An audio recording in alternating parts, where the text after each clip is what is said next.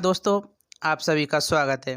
आज से और इसी वीडियो से सामाजिक विज्ञान कक्षा 10 की सीरीज स्टार्ट कर रहा हूं, जिसमें कि हम सभी पाठों को विस्तारपूर्वक जानेंगे। चाहे फिर वो भूगोल हो, इतिहास हो, राजनीति हो या अर्थशास्त्र हो। आपकी पुस्तक की शुरुआत होती है भूगोल से, इसलिए हम जानेंगे भूगोल का प्रथम पाठ, जो कि दिया हुआ है भारत के संसाधन। आइए हम इस बारे में चर्चा करते हैं।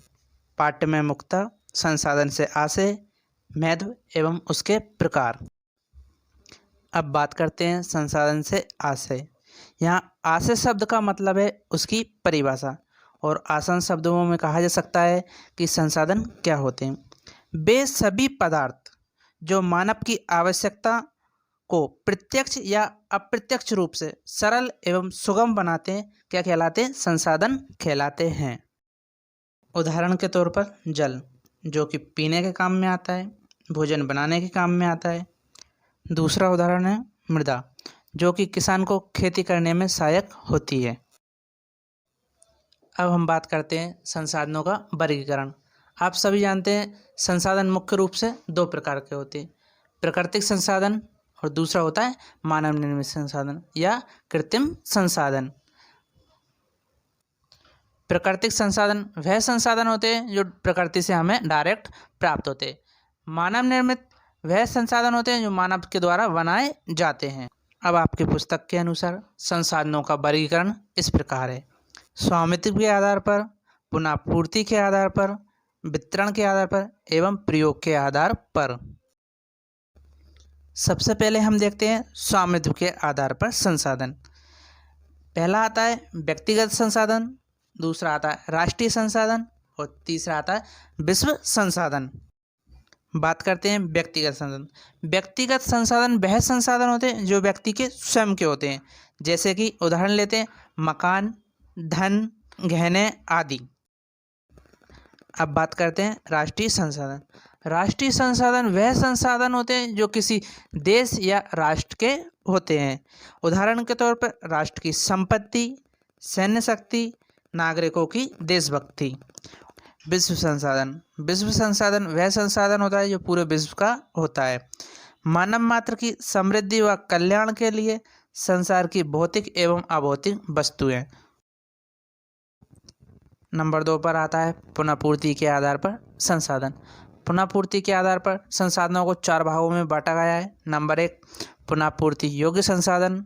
नंबर 2 पुनः आपूर्तिहीन संसाधन, इसको बोला जाता है एक बार उपयोगी संसाधन। नंबर 3 पर आता है बारंबार प्रयोग वाले संसाधन। नंबर 4 पर सनातन प्राकृतिक संसाधन। अब इसके में नंबर 1 पर बात करते हैं पुनःपूर्ति योग्य संसाधन। नाम से स्पष्ट है, पुनःपूर्ति योग्य संसाधन वे संसाधन जिनका उपयोग एक बार होने के बाद दोबारा उपयोग में किया जा सकता है, जैसे कि खाद का उपयोग द्वारा कृषि भूमि को कृषि योग्य बनाए रखे जाने का। नंबर 2 पुनः आपूर्ति योग्य संसाधन। ये वे संसाधन होते हैं जो एक बार उपयोग में लाने के बाद दोबारा उपयोग में नहीं लाए जा सकते, जैसे कि कोयला, पेट्रोल, डीजल। नंबर 3 आता है बारंबार प्रयोग वाले संसाधन।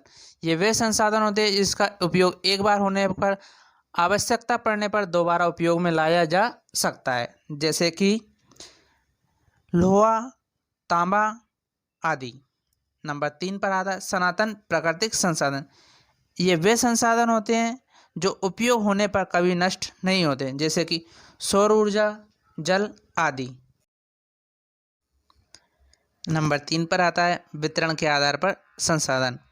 इसमें नंबर 1 है सर्वसुलभ संसाधन।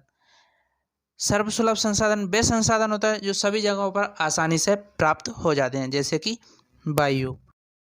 नंबर 2 पर आता है सामान्य सुलभ संसाधन। ये वे संसाधन होते हैं जो अधिकतर स्थानों पर उपलब्ध होते हैं, जैसे मिट्टी, कृषि योग्य भूमि, जल आदि। नंबर 3 विरल संसाधन। ये वे संसाधन होते हैं जो सीमित स्थानों पर उपलब्ध होते हैं, जैसे कि कोयला, सोना, यूरेनियम, हीरा आदि। नंबर 4 आता है एकल संसाधन। ये वे संसाधन होते हैं जो एक या दो स्थानों पर उपलब्ध होते हैं, जैसे कि क्रोमोलाइट धातु जो सिर्फ ग्रीनलैंड में पाई जाती है। चौथा व अंतिम, प्रयोग के आधार पर वर्गीकरण। इसमें भी 4 पॉइंट है। नंबर 1, अप्रयुक्त संसाधन। अप्रयुक्त संसाधन वे संसाधन होते हैं जिनका उपयोग जब तक नहीं किया जाता अप्रयुक्त संसाधन कहलाते हैं।